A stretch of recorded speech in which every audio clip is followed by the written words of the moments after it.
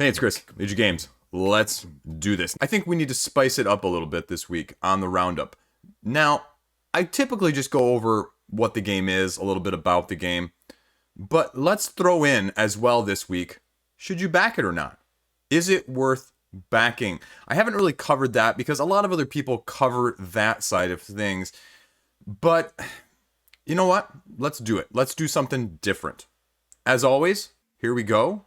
Throwing out everything under the sun that we can talk about. It's a big week. What do you need to know? What's right for you? Let's take a look.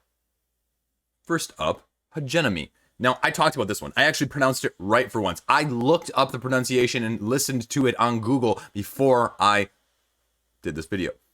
I'm not going to say it again in this video because I'm going to screw it up the next time. But the question is, with all of these other heavier games like I talked about last week, is this one for you? Because this one has political machinations that the other ones don't have. The other ones are playing on the elements. They're playing on the post-apocalyptic worker placement side of things.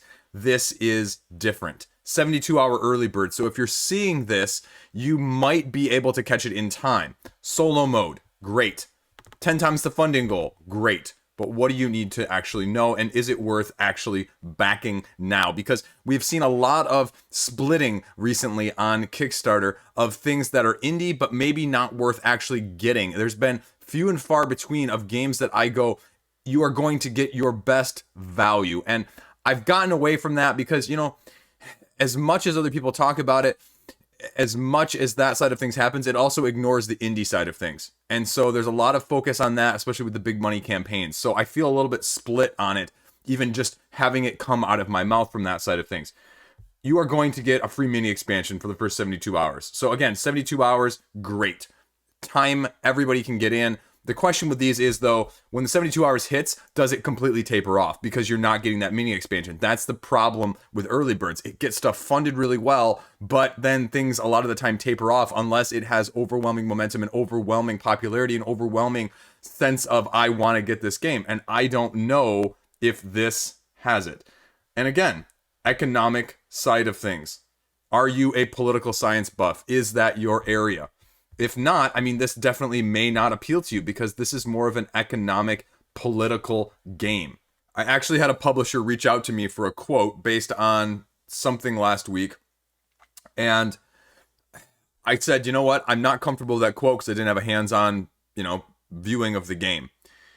So it's just interesting when I see quotes now, having been on the other side of things. I don't know where people lie on that thing when you take an isolated quote.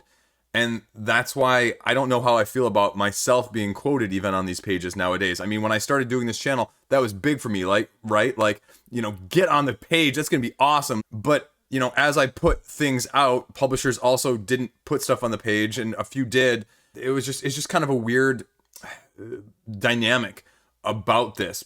It's a game that this is definitely not for me. Like I talked about already last week, this is a game that is going to be heavy. This is going to be Euro-based strategic planning, that side of things. And if you've heard me say this one versus another game in these situations, this is not my style of game. I am an Amerithrash tactician, period. You put me in a tactical situation and I can probably tell you the best move then, but I am not good at the bigger picture always in these. And when you link all of this together, the asymmetry, politics, economy, I'm not also an economic game player. I'm not a train game player. I'm not primarily a worker placement type player. And so that's the question. And there's a lot of quotes. I'm sure there's a lot of videos as we get down here. And they talk about, okay, the players. And so you're playing these asymmetric powers that I talked about last week. Working class, capitalistic, middle class, and then the state. So they run through. I like having the page where these are the things on the page. And it tells you what you're doing and how you're doing things. But again, many phases. Chris's mind doesn't work like this. So what are we actually getting, though? This educational booklet, Kickstarter exclusive. Okay? That's great. So far, nothing else. All the markers, stretch goals. Again, I'm not seeing any exclusives. You don't necessarily need the tokens. This is going to be a deluxe Euro game. And you're getting another mini expansion here. Again, is this going to be separate? Is it going to be a price point? That's where you're probably going to get your value. Your value is going to be in this sort of things. I've seen more like Burnt Island games, including with the power plants as well as Fall of the Mountain King and In the Hall of the Mountain King, giving you value on that side of things. Any of these packs are going to be where your value is from the gameplay side of things, because the deluxifications you can go without potentially, because if a game is going to get 150, 200,000, it's going to be picked up at retail at some level, or there's going to be some sort of retail distribution. It may not be like wide distribution, but it may be, through their own web shop or through somebody else's web shop. So again, here you go. The saving is probably going to be like with leader games, where you're going to get a little bit of extra expansion for less price. But otherwise, it says only right here, the educational booklet is going to be exclusive. So you'll probably be able to get all of this stuff at retail otherwise. It's just you probably have to pay more. Which, again, I'd say you have to watch some of these videos, because these videos are going to give you the most information. But, if you're not looking for deluxification, you may be better off, because, the price point is, well, it's not bad. $69 is really not bad, actually, overall. I was expecting this game to be a lot higher, and I guess the question will be also, when this goes head-to-head with Weather Machine, also, how is that funding going to be directly affected from that side of things? So, obviously, the 72-hour early bird is going to be your best, getting that extra mini expansion, getting the other mini expansion with the stretch goals. I wonder how many stretch goals are going to have mini expansions more. But, that's the big question, and that's the big standpoint of, again, is this your type of game? I know a lot of people like this, but it's probably doing better than what its money total is reflecting right now as well. Because, 2,500 backers, but the price point is $70. The price point's not $120 like we might see with Weather Machine, or something along those lines of Lords of Ragnarok. So that is the difference. So although the deceptively only 166,000 only, it's got 2,500 people, which is really good from that standpoint. So check it out if you're interested. Next up, Weather Machine. Weather Machine. We're playing with the Weather Machine. What are you people freaking doing? Let's just get the elephant in the room out of the way at the first point of this video. Holy cow, people. What are you people doing? Early shipping. $249, $110 more than the signed copy. That's insane. Insane. It's only $129 for the copy itself. You're paying double price to get it shipped to you a month early. Oh my gosh. Now, I saw a comment on the Board Game Geek forums. It was like, I bet it's all the small content creators paying to get it early so they can talk about it on their channel. Do you know how many views on a video I would have to get $100 worth of content? Like, I would probably have to get, 30,000 views on a video. With significant watch time, actually, too. Not just 30,000 5-second video views. And that's insane. And I'm making that number up. It's probably even higher than that, actually. It's probably like 40,000. So, I don't think that's actually the case, but what worries me, really talking here, is that you're going to start to see this elsewhere. You're going to start to see other campaigns be like, hey, let's make a little extra money. And now, I'm not sure that they're making any money on this, but I have to feel like they are. Now, shipping fee is included at this pledge level. What's the shipping fee? Let's skip down to the bottom. Let's get right to the bottom of this, right? Shipping fee, $20. So it's $100 more. Maybe not $120 more. $100 more, or $90 more if you didn't get the signed copy, if you will. But still, holy cow, people. Are you kidding me? That's insane. Now let's talk about the actual game, but now it's not doing as gangbusters as I thought. I thought this was going to be like $700,000-$800,000 right away. But still, I'm talking about it, less than 12 hours-ish from the launch. So it's only at 572,000. This is Lacerda.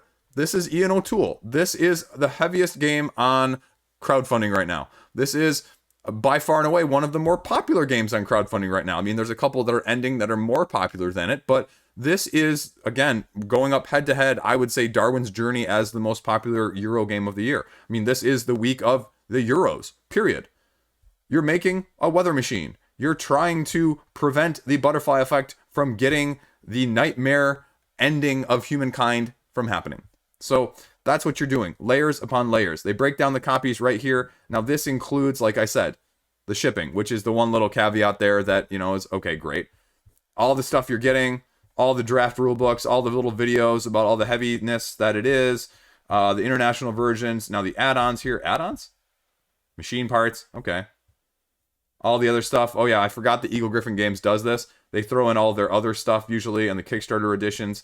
So it's a little bit more expensive, I believe, than some of the others that they originally cost. But you can't get some of the exclusive editions non-Kickstarter. So take that for what it is. That's about it. I mean, I have nothing else to say on this. If you want heavy analysis of a heavy game like Weather Machine, you go look elsewhere. But, I mean, those are the important points about this campaign that you need to talk about, because it's a trickle-down effect. It's a copycat league. If they're going to do it, could you charge $50 extra from what the shipping would be from this side of things and make $50 each on these copies? I'm not saying that's what they do, but I can see someone else doing that and playing on the FOMO, fear of missing out, first. FOMOF. We'll call it FOMOF. Liege-ism number 37. FOMOF. Fear of missing out first. You heard it here first. Let's do this. Now let's talk about the other big one that we're sort of anticipating, and this is Resurgence. And this has sort of been off to a slower start, I won't lie. This is only at $27,000 to $42,000, so you're looking at about 2/3, 3/4 of the way done. And, you know, is it going to fund? Well, if it continues as current trend, sure. But with the other games that we've seen that have funded in the last, month, we've seen a lot that have had this sort of start that have funded and then canceled, or gotten close to funding and canceled. So that's the main thing that, before I even look at the pledge levels, before I look at anything else, that is the main question that I'm looking at this going, what's going to happen with that? Let's talk about that though. Half a Kingdom Games, their first game that they're making, competitive, post-apocalyptic, Moscow. You have basically your champion. You're going to secretly plan where you send your workers, get your tasks done, get all the resources you need, get more skills and more workers, and become the best survivor group compared to other players.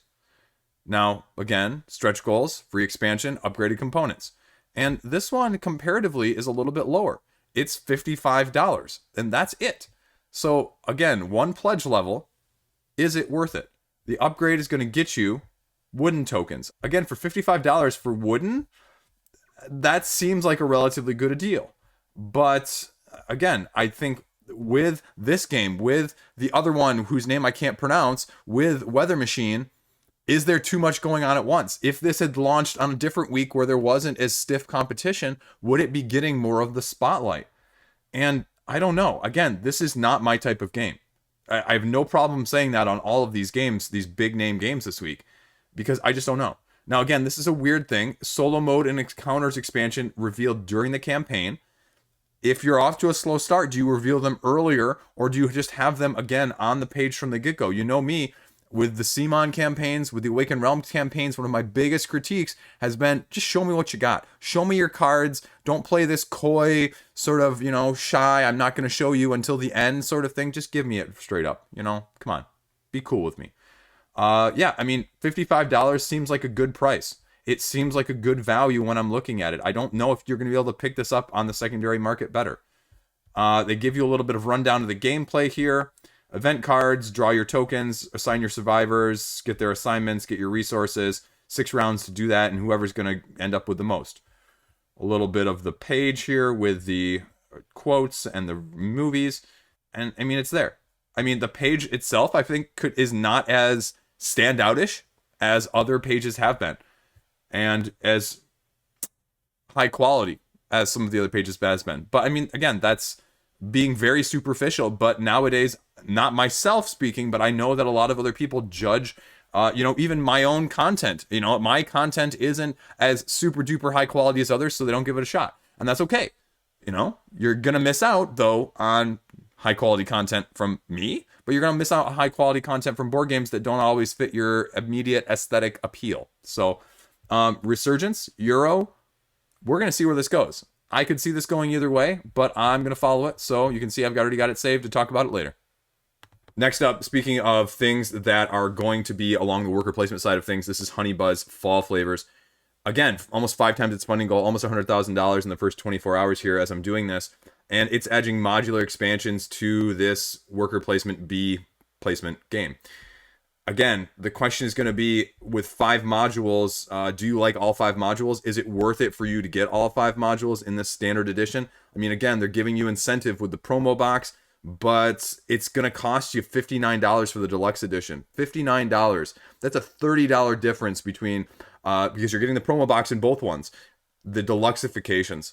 That's a lot of money. That's basically, you could probably buy the whole game of Honey Buzz for just the deluxeification of Fall Flavors. Now, the only problem with that is Honey Buzz appears to be out of stock on most places on online stores right now, but it goes for somewhere between $37 to $40. So yeah, I mean, you can almost get the full price of the game itself, the base game, with the expansion for just the price of the deluxeification. So I guess that's the question: is deluxeification that much for you? Deluxe base game with some of the extras from that side of things are selling for about $100 as well on the secondary market of like Game Steward and things like that as well. So $159. So I mean, I guess the question is it really worth it at $179? And honestly, I don't think the value is there if this is actually right, because look, you could back the deluxe edition. So I would say your best bet is probably not this $179 one. It's probably this $59 one, or frankly speaking, again, waiting and getting both at retail, which is probably going to be less than $29. Well, although you're getting the promo, so it might actually be a wash with shipping and all that stuff. But again, if shipping is, we'll skip on the bottom here. Shipping is going to be not inexpensive. So $15, it's going to cost you half of this. So $45 for the expansion plus a promo. I would almost guarantee that the expansion and the promo would be less than that at retail, especially if you were able to get free shipping somehow at one of the distributors. Because if you go to the deluxe right here, it's $59. You go over to Game Steward, which allows you to pre-order for $98. This Kickstarter bundle, which includes the wooden coins and the deluxe upgrade pack and the honeypot expansion, which is everything I believe that they're offering down here. And yeah, so you could easily then just get that separated out and just get this one if you really wanted both the deluxe. This says Q4 of 2021 delivery, but I mean, again, who knows?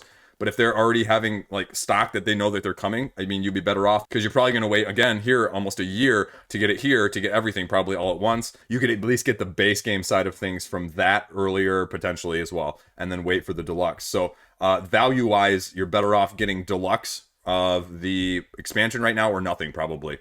But it's adding 5 modules to this worker placement style game, including even a sideboard, and including different ways to retire and utilize your workers. And again, it's adding more of a potentially good thing. Do you need more of a good thing, though? Are you going to play with all 5 of these? Are you going to like all 5 of these? And unless you love this game, I'd say that's a little bit of a tough sell, because usually with these modular games, I would say that you end up liking 2 or 3 of them, and other 2 or 3 are not necessarily ones that you want to use preferentially. And if you make it so much that you love the game, I mean, that's great. But are you willing to pay $60 to love 2 out of the 5? That's the question. But if you already have the deluxe game, are you willing to also get different components that don't maybe match? That's the problem with buying base games with deluxeifications nowadays in the first place, because, it's sunk cost fallacy, as I've talked about in a complete separate video. Well, I already went in that much for this game already. Well, I might as well have it matching, so it's going to cost me 2.5 times what it would cost me normally. Because the deluxeification is going to be $60 plus the $15 of shipping. It's really going to be $75. And that is expensive. It's expensive for what it is. I mean, again, I don't think it's a bad game. I think it's a very solid game. I mean, you've got all the hype videos with why you should own it and why you should love it, and why you should take it as a different worker placement than everything else that's out there. But whether or not it's for you, and whether or not that price for affordability is there as well, that's for you to decide. But it's doing well. Check it out. Next up this was a very interesting one. This one was back in March 2021, Clash of Decks, the first go around, where they basically said, pay what you want for this deck, and we'll send it to you for like $2 essentially, because you just had to pay like shipping. And now they're doing season 2, and this was exactly what I said during that campaign. I should probably I wish I could pull that video out and show you guys, but I said, the reason you do this is you get people sucked into this in the first place, and you give them a sample, and then they, it's like you go to Sam's Club, right? They give you a sample so that you can taste how good something is, and then you can go buy the thing that's, twice as overpriced as, the alternative. And I'm not saying that they're doing the pricing side of things here by any means, but that is the gist of it, right? You got people interested in this game with a very low cost entry point, and now you're going to capitalize on it from that side of things. And it's not doing as gangbusters as the first one. It just isn't so far. Now, will that pick up? I mean, $66,000 for a card game that is expansion built, customization, more CCG, LCG-esque, more epic card game-esque is really pretty good, actually. Especially from an overseas producer. And, you know, because, I mean, a lot of this is the English-speaking crowd that you're going to on Kickstarter in the first place. Again, you know, let's call it what it is. One expansion is going to cost you $10. If you want all 6, it's going to be costing you $35. So again, free starter kit, free customized champion card included. It's a good deal. It's a good deal. But the question is, with all of these games, is it going to be standout? Is it going to give you something different that you have not done or seen? And again, it just reminds me of Epic, the card game, from that side of things. Again, the strategy appears to be much more. It's a good value. I don't know how widely available this game is. The biggest question for me is, how does this game actually compare to something else out there like Summoner Wars, like Rift Force, things like that, Land, Sea, and Air, that are very similar in concept, that are about the same price or even a little bit less, actually. 6 standalone expansions. They make an emphasis of, you know, how much content you're getting. Again, 216 cards, all of these abilities, more of these customizations. And the question is just, is that going to be for you? Almost no text on the cards, they say. It's almost all symbolic driven, and you can get a little bit of everything else here. I don't know. The starter kit, I haven't really been seeing come up too much in the secondary market. I went over to the Board Game Geek page, and there's a couple of them on here. It's actually rated 7.3, but there's only a couple like for sale, like $14 and $24, and one is sold for 12 and 14. So, I mean, obviously, you could make a little bit of money if you were looking at it from that side of things, but this is also a game where I can see people getting and just not being able to resell, too, because, you know, if people saw that you got it for $2 or $3 and they're selling it for $15, they just might not be enticed because this is a very saturated market in the first place. What's going to make it stand out from those other ones? And it's, you know, again, 7.3 is sort of putting it right in the middle of okay, above average, but outstanding. I don't know. It's quick to play, it's easy to play, and that's the best thing for it from that side of things right now. They're also doing something very interesting and slightly strange here. You cannot get champions in these 6 expansions. They're cards that you're going to be able to print on demand for €2 per card, which, you know, considering you're getting 216 cards in the rest of the thing for $35, €2 a card is pretty expensive from an optional module side of things, especially when you have a somewhat competitive game where it could really make a difference. So I don't know. The first one obviously was a great value. This one, I'm not so sure, but you mean you can print and play, you can demo it, you can check it out if you want. I mean, there's no question of what it's going to be like from that side of things. I really am not a big constructed person. I'm not a big draft person. I'm a pre-constructed almost only right nowadays.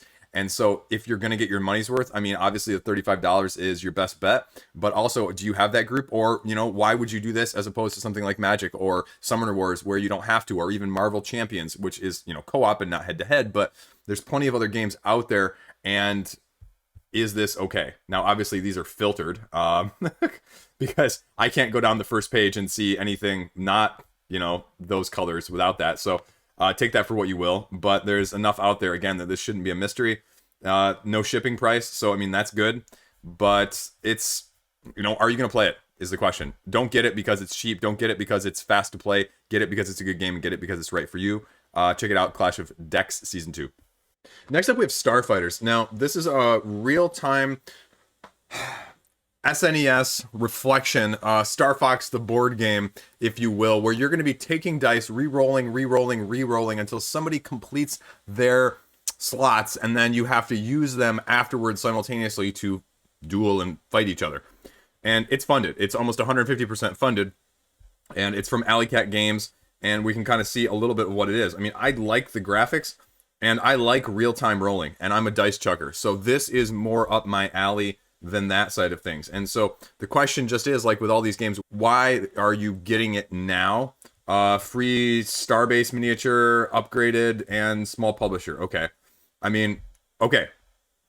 Free miniature. The question is, you know, like with at least Bullet, you know, with the other simultaneous game I love, that's the deluxeifications of that game were significant. That would be my big question right now. What are we looking at price point wise for this game? $40 for the retail, $48 for the limited Kickstarter. And the mini expansions, okay, look like they're included too. I mean, again, mini expansions seem to be the trend lately of things getting thrown in, of reasons why to get it. I mean, the deluxeifications and the little miniature don't seem to be that different, but I guess it's weird that you're only going to throw in a solo mode as well for $8 more. That's a weird thing to pledge lock from that side of things. I don't... Yeah, only be able to purchase at a higher price. So, yeah, I mean, the value-wise is there. I mean, you're going to get the deluxe if you want it from that side of things. But, again, as I've encountered with Bullet, not everybody loves real-time mechanics. Not everybody loves Project Elite. Not everybody loves Bullet. There are people that definitely do not like that. And if you're one of those people, this game isn't going to appeal to you. This is real-time racing strategy. I have a game like this, too, of re-rolling and re-rolling and rolling. It's called Captain Dice. There's one of those old school like library bells, and when you're the first one to complete all your dice, you ring the bell. It's a tremendously fun game. You're never going to play it. You're never going to find it on retail, but it's staying in my collection forever. And it reminds me a little bit of this, of the dice rolling that you're then placing when you get the combination of dice that you want, and you get different ships that you're going to be shooting against and going against. I mean, you can see I've already got it saved, and this is, unfortunately, for my wallet, the type of game that I would actually like. And the question is just this free-for-all. How is free-for-all going to be done? Because I don't know. I can see 2v2 working a little bit, but this also strikes me as like a 1v1. But as well, like a 1v1, is it really going to be that dynamic? You know, if I want a 1v1 starship moving around battling game, wouldn't I almost be better off with something like Star Wars X-Wing or Star Wars Armada? I mean, yeah, the price point's a lot higher, but I mean, that's actual tactical, strategic side of things and not dice rolling. And that would be the question. Let's see what we got here. Solo mode. Okay. Real time, multiple difficulties. So what are you actually doing here, though, in the solo mode? Okay, you just got to plan your course. A few stretch goals here for additional cards. So, I mean, the basic gist of this is then you're allocating your dice and you're going turn by turn to get around people until people run out of actions or run out of dice. Which could be very frustrating. It could be very fun. I don't know. I could see it being either way. Shields, damage, firing, rules are there. Co-op mode. Again, this is going to sound strange. I actually don't like seeing this. I wish you would have gone with co-op, solo, competitive, 2 of the 3, 1 of the 3, really maximized it out. What makes me concerned when I see this is, will it be all 3 as good? Will the solo mode be truly as good as the competitive or the co-op? Will the co-op be equally as good? Will the 1v1 be as good as the 2v2? Is the free-for-all where you've got 4 people just going after each other? That kind of scares me. And that's going to be player elimination. And people are going to like that or not like that. I mean, you have plenty of people out there that like King of Tokyo, but you have plenty of people more that are going to be a little bit deeper in the hobby that may not find that game as appealing as I do. And when you're throwing in a player elimination and dice chucking and the real-time element, I can see that not being as wide of an appeal from that side of things. Now, if they get any other of these stretch goals, again, you're not going to back this in retail. The value is going to be on this more so from the mini expansions and the other cards that get added, less so from the deluxeified components, because it doesn't look like it's terribly deluxeified from what I can tell based on what's right here. You know, it's not that big of a deluxe component, because really the only components it looks like you're mainly using when they show the actual like battle thing down here is most of it is the miniatures on the board that you're using in the dice. So that doesn't really encourage me from that side of things, but it's definitely one where you either wait and get it at completely retail, you buy it on the secondary market afterwards, or you get the limited edition right now. So that's where the value is, and check it out if you're interested. Next up is Megapulse. Now, this is surprising. I wasn't sure what this was going to do. I actually just got a copy earlier this week, and I've played it a few times, and I'm going to be putting out a separate video with my thoughts on it. But, I mean, speaking of SNES throwbacks, this is F-Zero, the Amerithrash racing game, if you will. And that's going to be some of my main discussion point on that. And this is also very, very, very ambitious. And it's interesting because there's a lot going on, but there's also very streamlined too. It's going to be interesting. I can see why people like it, and I can also see very well why people don't like it. Modular tracks, the cars, the simultaneous action selection with the turn-based, and it is pretty tight, I will say. I will actually say it's pretty tight until the end, but you're definitely going to be play group dependent. because, you know, when my wife and I were playing it, for example, we didn't really do attacking each other. We just went full out, you know, pedal to the metal, pedal to the ground, and tried to get around as fast as we could. So that's the introduction thing. And I guess the other one I'm worried about is that there are different types of races, and the prototype that we have only has the single race, doesn't have any of the other modes that they include. The production is great. The production is fantastic for a prototype. I'll tell you that right now. And the question is just going to be, it's going to be all optimization. This is less asymmetric. You have one card that's a little bit different in the base hand that you have, with one slight different ability, and then you get a pilot ability that is called your Catalyst that you can use Nitro for, that's slightly different as well, depending on how far the person is in front of you. But it's not as different as you may want, but it's also definitely not a pure strategy game like a lot of the other racing games out there that are, you know, more on that side of things, because this one is a little bit take that potentially, and it's a little bit messier because you can run into people, you can move them in that sense when you hit them, you can get blown up and have to lose all your speed and restart and repair, and it's just different. I can see why people would be interested. I can also see why people might pass it. Now, again, I don't know what this is, the expansion. I mean, that's another reason to get it now, but $39 for an additional expansion is a lot, because the booklet that I have with all of the other races and all of the other ways to play, like, there's a lot in that base game. There's a lot. So I'm not sure you necessarily need all of it right now, but the Kickstarter exclusive expansion is going to be something if you really, really want to do it. But it's going to be hard to see. Mini expansion freebie, again, it's third mini expansion freebie that we've seen. And again, you can kind of see some of the other people's thoughts on it already. A little bit of play through everything from that side of things. I guess what I'd almost rather see is a little bit more asymmetry between these guys. But I know there also has to be balance, and that's the tricky part of not having too much to make it too hard to balance. Yeah, and they've got some stretch goals here, so hopefully they hit some of them so they can get a little bit more value added from that side of things to give more people more incentive and get a little more momentum. But that is Megapulse, and it's 2/3 of the way. We'll see how it does as it sort of goes on. It's got 3 more weeks to go. There you go. Now we have the relaunch of Gartenbau, which is practically on the verge of funding if one more person backs it while I'm talking. It's a relaunch, like I said. It's a garden set collection tableau-esque game. And the price point, it looks like they changed significantly. I believe there was a deluxe version on the last one, which was something like $90. So $49 it appears to be much more appealing to people. But the question is, what did they cut out? And is it worth getting again? Because the deluxeification, again, like makes it say, well, I'm clearly going to get that to get my value and to get my potential money's worth. But, you know, is it worth getting from this side of things now? What's the incentive? I mean, we've seen everywhere else this week so far that it's the mini expansions. Here's all the tiles. Okay, what am I getting? Here's the bonus. What was that? Yeah, they're just going to give you the silkscreen painted wood.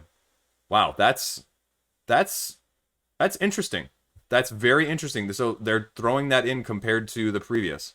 Because if you go over the previous one here, the Master Gardener with the deluxe edition and all the stretch goals was $95, and even the standard edition was $60. Now the deluxe edition here had wooden game tiles for everything. So the deluxe version here, the wooden tiles are extra, so they're not including it. So $30 more is still $79. That's still $16 difference. So is that just that they were overpricing it for more of a profit margin? Was it they were able to cut costs? Like, what's expensive right now? So I have no idea. I could totally believe that it would be that expensive, but I guess, is it better to fund and kind of worry about that later? I don't know. It's an interesting concept. The plant tiles and the tableau in which you're pulling stuff from is different. Again, I'm not sure if it's for me at all whatsoever. I do not like the plant theme personally, but it's probably one of those where you kind of want to see what else goes along with it as it unlocks, because, I mean, look, it's funded now. That one extra person happened while I talked about it. So check it out if you're interested. Next up, Heroes of the Shire, RPG combat-based battle pack style game with multiple heroes, multiple upgrades, multiple battles. And the interesting thing on this one is they're going with 2 base games, Fire and Ice and an Earth and Water. And it's, again, very intriguing because you've got this collector's edition, which doesn't really tell what it is all right offhand when you're looking at pledges. And then you've got both pledges right here, which is going to cost you 148, which when one is 82, 148, I mean, yeah, you're saving about 15 bucks or so. But again, do I need both? What's the difference between both? That's the big question. Standees, cards, lots of RPG, turn-based, hex-based, combat, arena mode, scenario mode. And that's interesting. I like the scenario mode. I'm not usually a big PvP person anymore nowadays. I really prefer the cooperative when it comes to stuff like this. And it's going to be interesting to see which adventure people like more, because most of people are actually getting both right now, if you look. I have no idea what's going on with these pledge levels. They say right here, this is Fire and Ice, this is Earth and Water, this is Collectors with all 4 of the scenarios. Well, they also say Hero Pledge. Receive 2 copies of the Heroes of the Shire. 1 of the Fire and Ice and 1 of the Earth and Water. I don't understand, unless you're getting the stretch goals. So are stretch goals going to be $40 more? Is that what this is saying? Because I don't see stretch goals. It is what is it saying here between the difference? It doesn't really tell you, but I mean, you can see at least all the classes that you're going to be getting in this collector's edition. Again, the hex-based movement in the grids, the heroes that you're going to be powering up with. Again, what's the incentive to get it now? And would you need it now? Do you need both of these boxes? How different are both of these boxes going to be? Is it just a slight retheme? Is it actually different stuff in there? I mean, yeah, they talk about the different bosses and the different loot, but, you know, without a hands-on, it's kind of hard to see. Free hero if you're backing, all of the different heroes with descriptions. You can kind of run through that yourself. What the hero board looks like. I mean, they're just giving a lot of rundown of what to expect on that side of things. So, I mean, it's a beautiful looking game, and I actually kind of like it. I am maybe supposed to be getting a copy so I can give you some hands-on thoughts, because this is another one that is sort of up my ilk, and I wouldn't be surprised by either way. It just depends on how push your luck this is, and how strategic it is, and just how it gets to the table. Because again, this is a very crowded market with a sort of dungeon crawl aspect, but this is more card driven than not.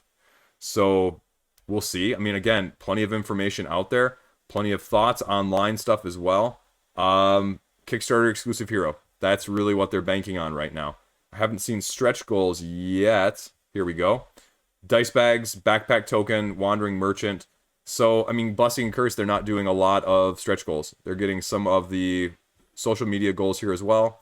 Shipping is going to be what it's going to be. Again, it's mostly card-based. I like the fact that they're not going miniatures, but for a non-miniature game, $109 is still a lot of money. It's still a lot of money for a game like this. And I think that's probably the biggest price point is, you know, would you have been better off to go with one of these cores and come out with another one in 6 months or a year after people get the first one? It looks like it's on good track to fund. I mean, this is less than 24 hours, and they only need $7,000 more, which is completely doable. So I hope this isn't one of those campaigns that we've seen a lot of recently, where the true fund goal is not actually the true fund goal, and they hit it, you know, a couple days in, and then they go, you know, a couple days later. By the time I do this video next week, it's already canceled, even though it's, you know, at 50,000 of 37,000 needed. So I hope that's not the case. Hopefully I can give you guys some more thoughts in the future. But especially if you want to check it out, first battle pack is free in the 72 hours. So there you go. Next up, we have the Realm of Shadows, a trio of solo games. I forgot that this was going to be actually 3 solo games last week, and I mentioned it, though, that this was going to be a really appealing solo game for people, and it's already showing that. It's already almost 200% funded right now. Tree of Woe, new monster card added to all 3 games. You're seeing a little bit of why you're backing it right now. This was the main one that has the most appeal. Hand of Destiny, where you're literally playing in one hand. I'm assuming both of these are very similar, though. Forgotten Road and The Last Stronghold. So let's check this out. So what is the actual price point for this, if 1, 2, or 3? Print and play is $10, $12 for one, $24 for, now that one, okay, $12 for that, $24, so what's the total? $50. So I mean, you're saving, what, $10 if you get all 3 for one price? So I mean, clearly that's where the most backers are. But again, just like with all these multi-game packs that I talked about last week, it's not a value if you're only going to play one of them. It's not a value if you're only going to play 2 of them. You have to be willing, want to, and like all 3 of these to actually make it a value, to save you money. Otherwise, you're buying more to save less. It's still going to cost you more if you're not going to use them. Plenty of solo stuff. Check it out. I mean, it's using the deck as your hand as well as your life point, and increasing difficulty. I think this is something that reminds me of like Regicide, only like solo version almost. I mean, completely different in how it appeals, but it completely the similar ilk. Dice-driven siege game. Okay, that's cool. And The Last Stronghold, and let's see, stretch goals. Yeah, I mean, you're going to start to get some stretch goals. So this is one that you'd probably want to get because, again, I think this is a smaller one. I would be surprised if this one did not show up. Rule books are all out there, so you can check it out if you want. Again, price points be what they may. And let's see what shipping is. So shipping's not bad. Not bad for what it is for a solo card game situation. So, yeah, there you go. Hand of Destiny, Realm of Shadows Trio. Check it out. Next up is Age of Galaxy. Again, like this one came out of nowhere, like sort of over the weekend as a pocket-sized 4X game. And pocket size always makes me wonder, like, are people really getting a bang for your buck when it comes to pocket-sized games? I have never been impressed by pocket-sized games. They've always just felt like it was a game that was just not fully fleshed out always, and I want a little bit more fleshed out. If I want something lighter, I'm going to do something lighter in general. So I know why people like the idea of them, like the tiny epics in general, but I've never really personally found it appealing. This one, though, I mean, it's doing really well. I mean, the price point must be relatively low, though, because you've got 1,700 people with 70,000 already plus. So let's take a look here just to check. So one pledge, $29. Yeah. Deluxe pledge, $43. So collector's pledge, $65. So what are you getting here? Age of Civilization. Oh, you're getting the extra game here, Age of Civilization, predecessor. So I know people were talking about this and what you're getting from a 4X standpoint, but again, how much time do you have for 4Xs? What are you actually getting here? General pledge, a bunch of cruisers and colors, a bunch of tokens, a bunch of cards. Again, the 4X is very divisive, and we've seen a ton of 4X recently, which I wonder if people are getting a little burned out from. Again, obviously this is something different, but how does this stand out compared to the other 4Xs that I was just talking about? Play 3 factions, forming alliance. You have it's card based, and you'll be able to discard them for other additional uses during your turn. Critical moments, 5 rounds. Rulebook's out there. Deluxe upgrade. Do you want extra ships with more designs? Because that appears to be what you're getting, essentially. So it's not a bad price point, and you probably won't be able to get it too easily in the secondary market. But do you really need it? That's the question. Solo rules. Again, if all this stuff appears to be base game, all of this stuff appears to be stuff that you can get that way. So it's not anything I see from a expansion side of things either. And I don't see any exclusives marked there, although you're seeing some now here with the social media goals. 3 there. So I don't know. It's a mixed bag on the value side of things. As a 4X, mostly card-driven game, it looks like. Shipping is fine. It's a card game, right? Like I just said. So that shouldn't be too big of a deal. Again, you can how to play it all over the place. I don't know. This one, I don't know. It's just a crowded genre right now. I see why people like it, and I think the lower price point is appealing. But is it going to hit the table over other 4X games that you have? Is it going to hit the game table over other space games that you have? If you want to play a 4X, do you want to play something that's, you know, a short version of 4X? Most people that I see playing 4Xs, they do it for, you know, like the time and the length of things and the complexity of things. They don't go, I want to play a 4X because I want to play something simple. So very interesting concept. I have not seen much of it, but it's definitely along those lines of the ilk of the tiny epic side of things, only now 4Xs. So there you go, Age of Galaxy. Cheese Royale. I have no idea about this one. This one just showed up on the radar. So we'll check it up. 2 to 6 players. Be the best rat or beat your friends. Be the last one standing. What are you actually doing? What's the price point look like?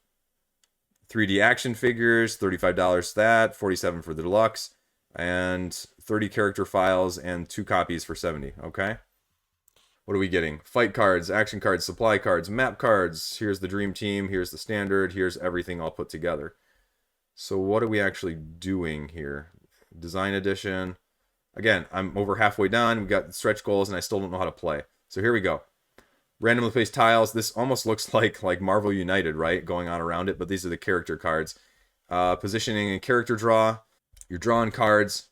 You're moving. You're using one of these various actions that you have. And then you have event cards that are going to be happening as well on the turns. Game modes. So different maps, different variations. A little bit of everything. Again, I'm still not sure how you're playing. You didn't tell me what any of those cards looked like. I see no videos of why I would want to get this. I mean, Kickstarter exclusives. Were there exclusives? I don't remember seeing exclusives. I guess some of the social goals, actually. There we go. A new supply token. A new fight token.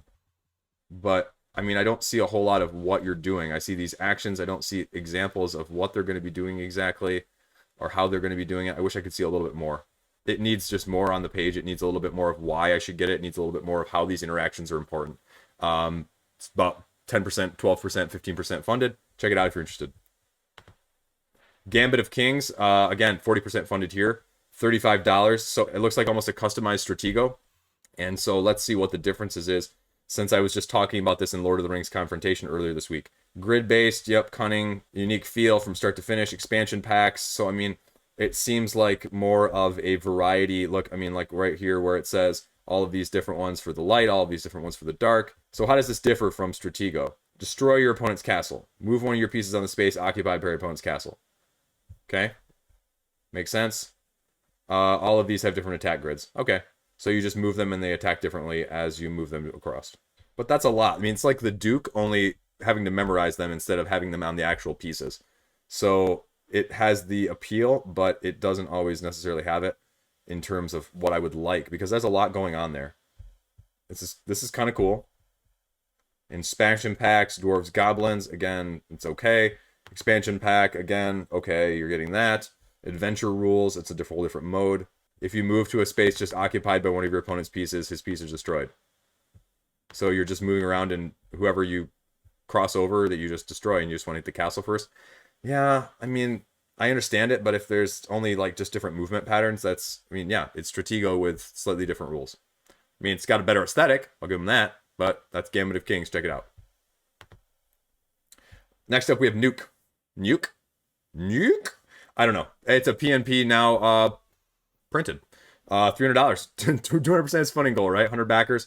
It's cheap. It's a solo pocket-sized game that you can get for Iceland, I believe. How to play here, making trades. You can take 2 other actions. Using the right timing, you can learn the right skills to get money. Solo player, 2-player, print and play. Yeah, just a nice little solo game that's getting a print run. So, from Walnut Games, check it out. Now we have Hexaquest, which is about 2/3 of the way funded. $7,000. This combination of a hex grid-based trivia game and 1,500 challenging questions, they say. Basically, you're using the hex-based grid system to allow you to kind of choose how much the value is there and how much you want to be able to answer. And, you know, they've got basic categories right here. There you go.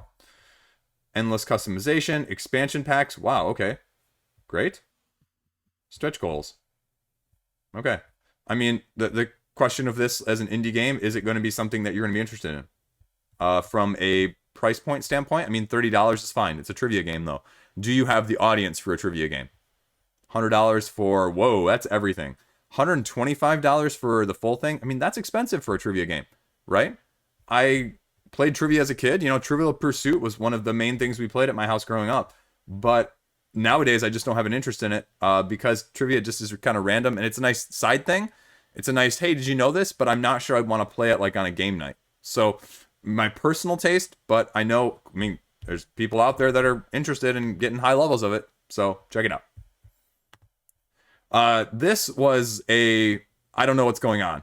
I looked at this. This is Game of Noncoincidence. It's got $10,000 raised. It's got 49 backers. That's almost a $209 average per pledge. And it's kind of a game. And the base game goes just, you know, and the $29 book, the PDF of the game is $40. Just the PDF. The cards are $56. The game with everything, including pencils with virtues and blank sheets, is going to cost you $160. And then, no, get this, $239, okay? And then $256 gets you 2 of them, $359, and then there are Founders Edition, gets you 3 of them each, and at $426, so you have 4 people doing that. This kind of raises some flags for me. It just doesn't seem that. They're also there's 3 levels to this game. The Mirror level 1, the Path level 2, and the Life level 3. But disclaimer, we only have level 1 done, and that's all you're getting at this one. The next 2 are going to be launching in 2022 when we actually figure that out. And it's not really a game. You just kind of do things. There's different sectors that mean different things. The game board is just there with challenges. You close your eyes and choose a stone. And you roll imaginary dice and go where you want to, it kind of seems like. You write a letter to yourself that has different avenues and sectors that you've been there with, and then you send it to yourself, is what it sounds like. So I don't really understand this game, not game sort of thing. So deeper understanding for self-realization. So check it out if you're interested.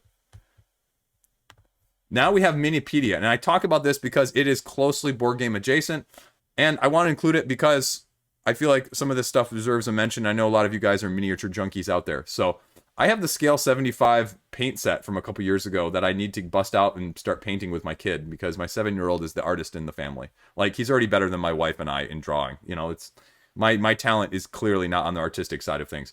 But this book set is basically learning how to draw like a Wikipedia or an encyclopedia for miniatures. So now again, I mean, the question is, nowadays, especially with all of the YouTube and the instructional videos out there, would you like a print version? Would you prefer a print version? There's whole different scales of this, and this is probably more wider encompassing.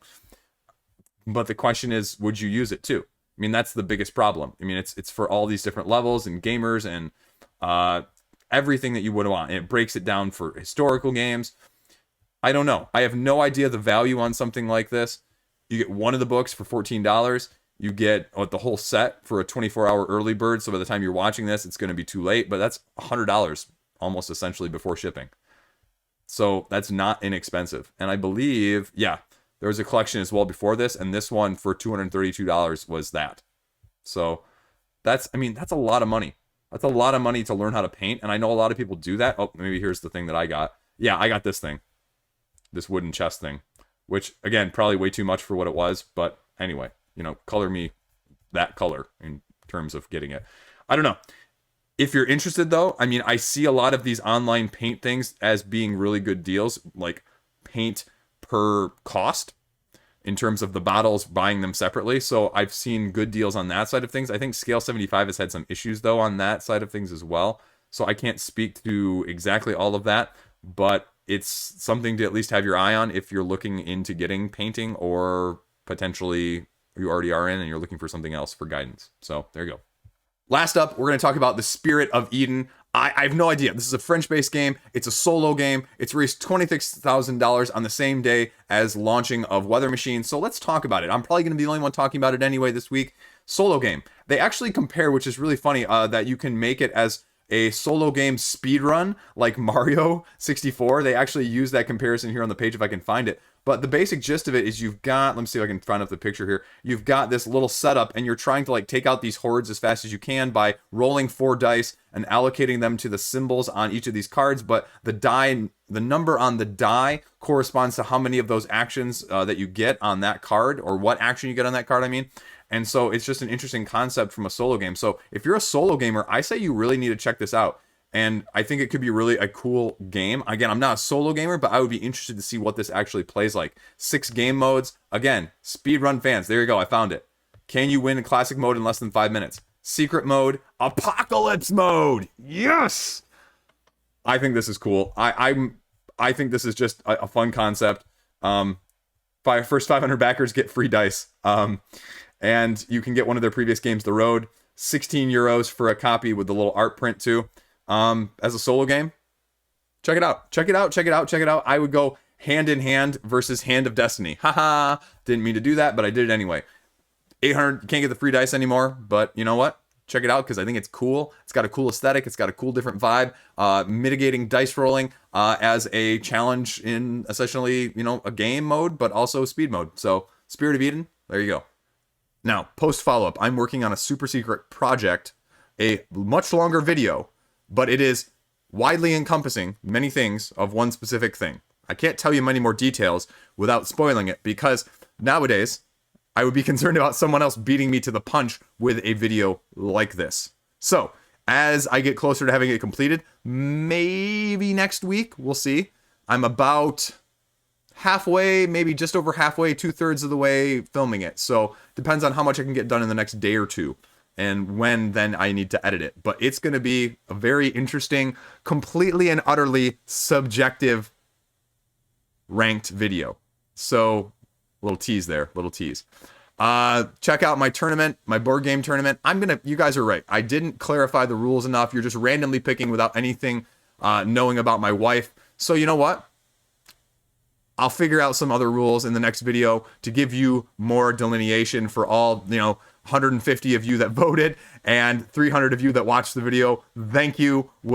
I'll do better. It's going to get more exciting. Maybe I'll throw a giveaway in there as well, in the middle of the tournament, just to make you pay attention, or not. Or I'll just throw it in, maybe for those that do pay attention. Whatever.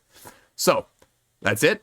Tomorrow's upcoming video and a little bit of everything else. Hopefully going to have a couple reviews of a couple games and impressions, including one of the aforementioned games on this list. Megapulse should be coming out shortly, as well as I have a little bit of a special look into Limbo War Eternal, the skirmish game from campaign Kickstarter earlier this year, the 1.5 version. So that is what's hopefully going to be coming out in the next upcoming beginning of the week, and whatever else I can get across. So there you go. As always, thank you for watching. Hopefully this was entertaining. Let me know what you think about talking a little bit more about value and a little bit less about the individual mechanics, but still highlighting some of the big games as well as the small ones. So there you go. As always, stay classy. I'll see you around. Help me break 5K by the end of the year. Let's do this. Gotta keep it interesting.